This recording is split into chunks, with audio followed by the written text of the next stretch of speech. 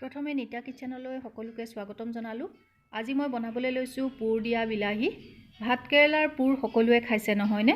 কিন্তু এনেকৈ বিলাহী পুৰ দিয়া খাইছেনে বাৰু কেতিয়াবা? মই আজি এই বিলাহী পুৰ দিয়া বনালো আৰু খাবলৈ খুবেই সোৱাদ লগা হৈছিল।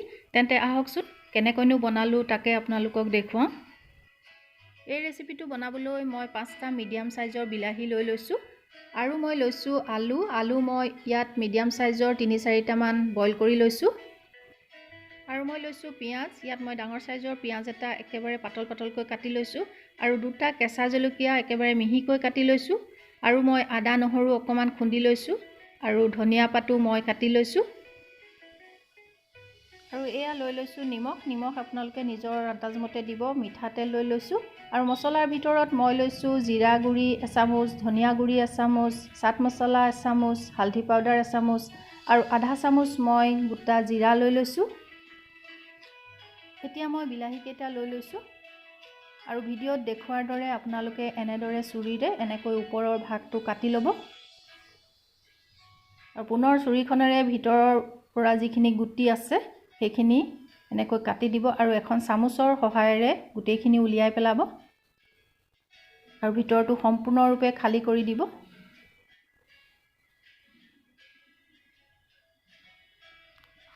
এনে ধৰণৰ হ'ব লাগে। গোটেইখিনি বিলাহী আমি একেটা পদ্ধতিৰে কৰি লম।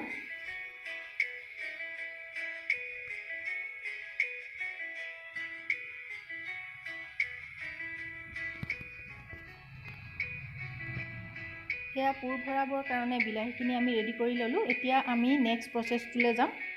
এতিয়া মই যিখিনি আলু লৈছিলোঁ সিজোৱা সেই আলুখিনি মই এনেকৈ পিটিকি ল'ম। আপোনালোকে হাতৰ সহায়তো আলুখিনি পিটিকি ল'ব পাৰে। আলুখিনি পিটিকা হৈ গ'ল। এতিয়া মই কেৰাহী এখন গেছৰ ওপৰত পাতি থৈছোঁ। কেৰাহীখন গৰম হৈ গৈছে। তাতে মই প্ৰথমে দি দিছোঁ মিঠাতেল।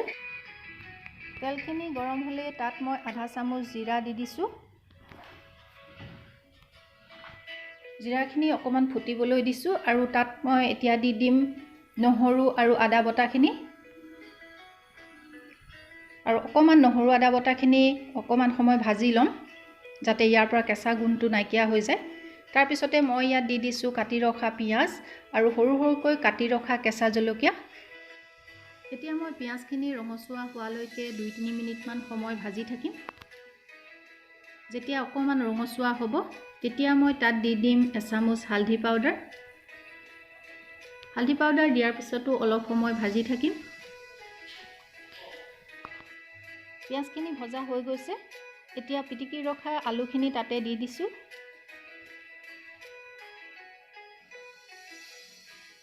আলুখিনি দিয়াৰ পিছত এইখিনি ভালকৈ এনেকৈ লৰাই দিছোঁ যাতে পিয়াজখিনি ভালকৈ মিক্স হৈ যায় আৰু তাতে এতিয়া বাকি থকা মছলাখিনি আমি দিম। প্ৰথমে দিছোঁ মই নিমখ আপোনালোকে নিজৰ আন্দাজমতে দিব আৰু দিছোঁ চাট মছলা এচামুচ, ধনিয়া পাউডাৰ এচামুচ আৰু জিৰা পাউডাৰ এচামুচ। এইখিনি দিয়াৰ পিছত পুনৰ আমি ভালকৈ মিক্স কৰি দিম যাতে আলুৰ লগত ভালকৈ মিক্স হৈ যায় আৰু এনেদৰে আমি প্ৰায় 5 মিনিটমান সময় এইখিনি ভাজি থাকিম। এইখিনি ভজা হৈ গৈছে। এতিয়া মই গেছটো অফ কৰি দিছোঁ। এতিয়া মই এই আলুখিনি ঠাণ্ডা হ'বৰ বাবে এখন প্লেটত উলিয়াই ৰাখিছোঁ আৰু ঠাণ্ডা হোৱাৰ পিছত আমি পুৰখিনি ভৰাম। ঠাণ্ডা হৈ গৈছে। এতিয়া মই তাত দি দিছোঁ কাটি ৰখা ধনিয়া পাত। ধনিয়া পাতখিনি দিয়াৰ পিছত এইখিনি ভালকৈ মিক্স কৰি ল'ম। মিক্স কৰা হৈ গৈছে। এতিয়া মই বিলাহীখিনি লৈ লৈছোঁ আৰু ইয়াত পুৰখিনি ভৰাবলৈ আৰম্ভ কৰিম। এটা এটাকৈ পুৰবিলাক ভৰাই যাম। এখন চামুচৰ সহায়েৰে আপোনালোকে এনেকৈ পুৰবিলাক ভৰাব আৰু অকমান হেঁচি যিমানখিনি পাৰে ভৰাই দিব।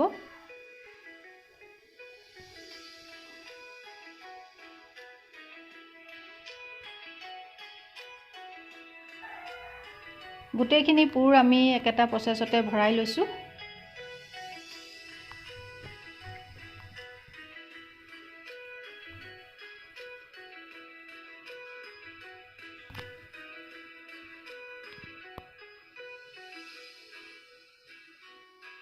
এতিয়া গোটেইখিনি পুৰ ভৰোৱা হৈ গৈছে। এই পুৰখিনি ভৰোৱাৰ পিছত এতিয়া মই নেক্সট প্ৰচেছটো লৈ যাম। তাৰ বাবে মই গেছৰ ওপৰত এখন ফ্ৰাইং পেন পাতি দিছোঁ আৰু পেনখন গৰম হ'লেই তাত মই এচামুচ মিঠাতেল দিম আৰু তেলখিনি চাৰিওফালে মই বিয়পাই দিছোঁ।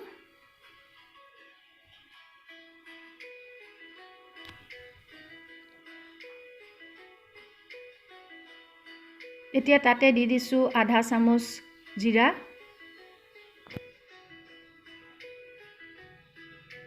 আৰু দিম এচিকুটমান নিমখ দি পুনৰ এইখিনি ভালকৈ এনেকৈ লৰাই দিছোঁ।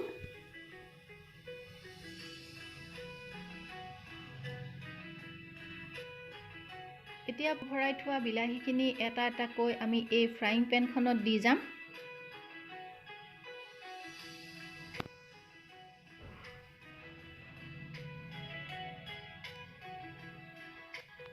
দিয়া হৈ গ'ল।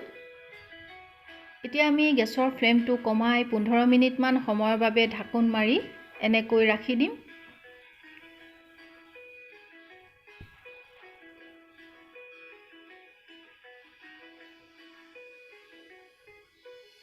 পোন্ধৰ মিনিটৰ পিছত এবাৰ আমি চেক কৰিম। বিলাহীখিনি বাহিৰ ছাইডলৈ সিজিছেনে নাই চাইছোঁ আৰু বিলাহীখিনি যথেষ্ট সিজিবলৈ বাকী আছে। এতিয়া মই অকণমান এনেকৈ লুটিয়াই দিছোঁ যাতে চাৰিওফালে ভালকৈ সিজি যায়, নহ'লে বিলাহীখিনি টান টান হৈ থাকিলে ভাল নালাগিব।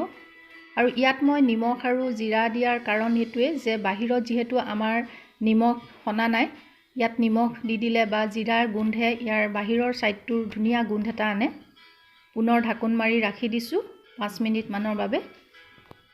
এতিয়া চাওক সিজি গৈছে যেন লাগিছে, বাহিৰটো দেখাত সিজা যেন লাগিছে। পুনৰ ভালকৈ লৰাই দিছোঁ এবাৰ।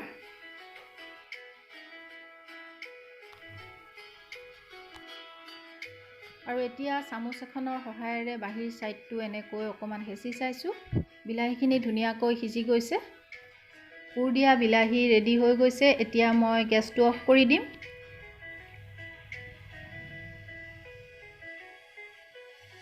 এয়া পুৰ দিয়া বিলাহী ৰেডি হৈ গ'ল।